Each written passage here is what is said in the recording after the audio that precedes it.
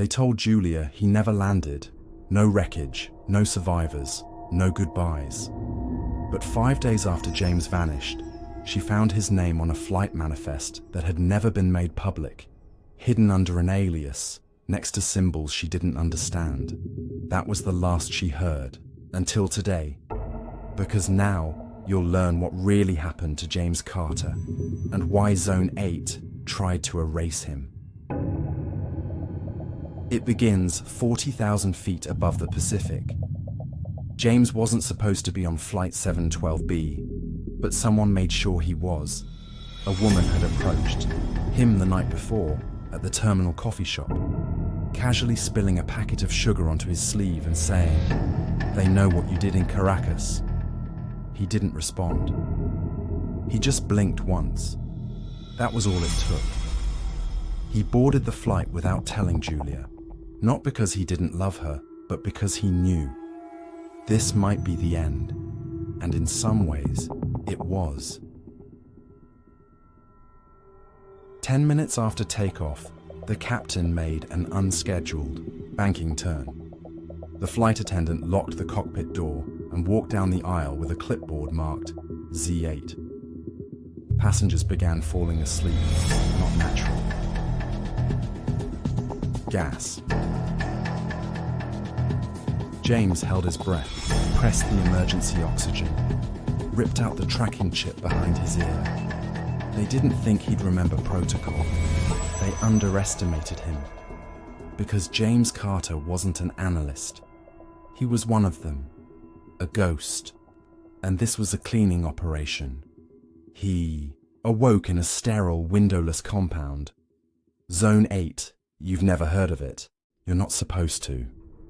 Buried beneath the Nevada desert, Zone 8 was designed for one purpose: erasing people who knew too much. People like James. He had seen something in Caracas, something that linked Zone 8 to political disappearances, black market surveillance and unauthorized human testing. They'd let him live until they found out what he knew.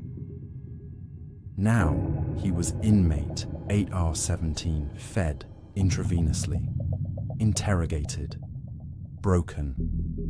But they didn't know what Julia meant to him.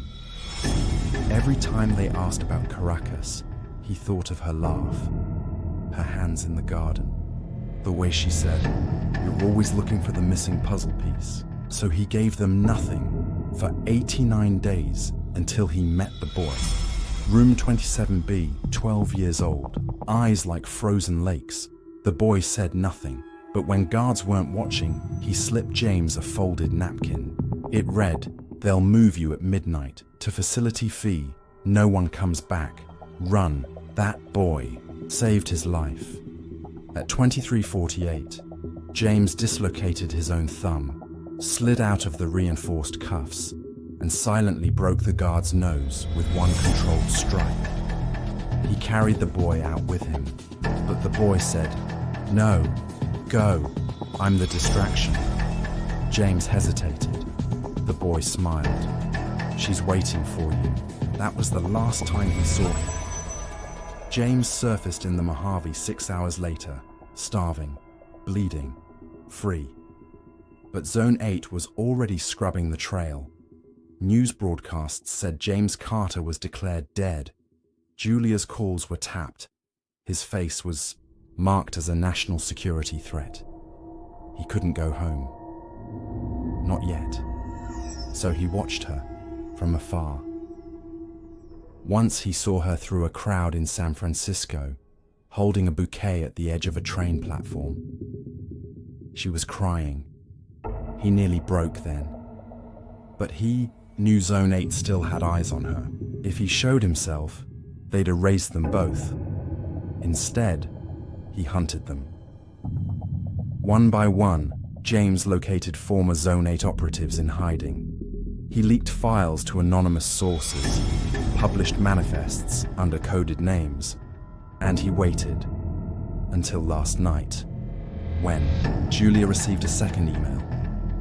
No subject, just a video file, a grainy street camera clip of James placing a flower on a child's grave. the same flowers she had grown in their garden. She screamed. She ran to the authorities, but they said it was AI, a fake, until another file appeared, a scanned copy of her wedding ring's inscription, photographed in the hand of a man with burn, scars on his knuckles, James's knuckles.